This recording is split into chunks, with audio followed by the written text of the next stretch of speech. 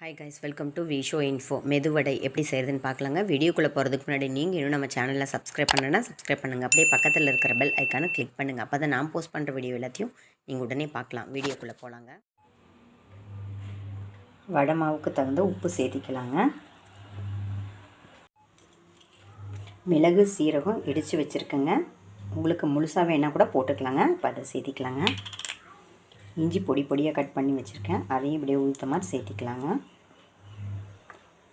ஒரு மிளகாய் கட் பண்ணி வச்சுருக்கேன், பச்சை மிளகாய், அதையும் சேர்த்திக்கலாங்க. கருவேப்பிலை அதையும் சேர்த்திக்கலாங்க.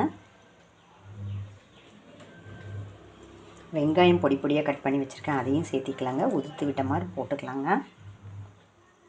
இப்போ இதை நல்லா மிக்ஸ் பண்ணிக்கலாங்க. ஒரு 5 மினிட்ஸ் நல்லா மிக்ஸ் பண்ணால் தான் நம்மளோட வடையோட டெக்ஸ்சர் நல்லா இருக்குங்க. மிக்ஸ் பண்ணிக்கலாங்க. பாருங்கள், இந்த மாதிரி கை வச்சு நல்லா மிக்ஸ் பண்ணிக்கலாங்க.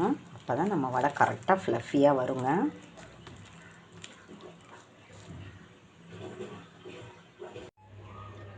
பாருங்கள், நம்மளோட வடை மாவு மெது வடை மாவு சூப்பராக ரெடி ஆகிடுச்சுங்க. நல்லா மிக்ஸ் பண்ணியாச்சுங்க.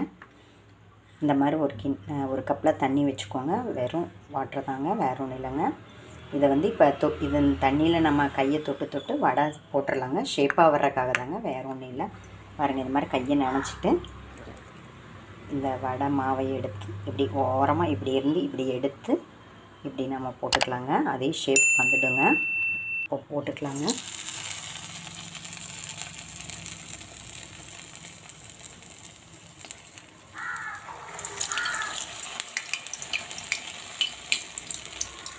எண்ணெயில் எவ்வளோ பிடிக்குமோ அவ்வளோ சேர்த்துக்கலாங்க.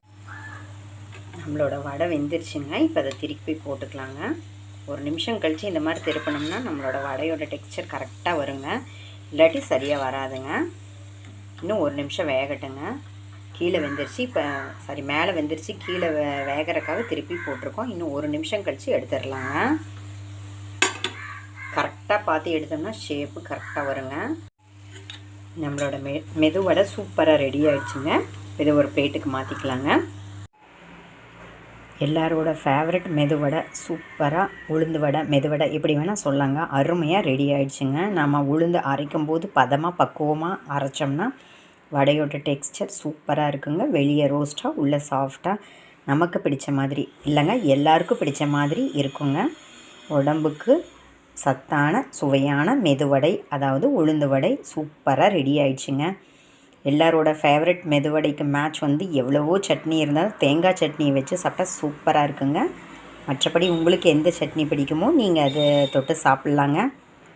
என்னங்க, இந்த ரெசிபி உங்களுக்கு பிடிச்சிருந்தா லைக் பண்ணுங்கள், ஷேர் பண்ணுங்கள், கமெண்ட் பண்ணுங்கள். ஞாபகமாக சப்ஸ்கிரைப் பண்ணுங்கள். ஓகே, பாய்.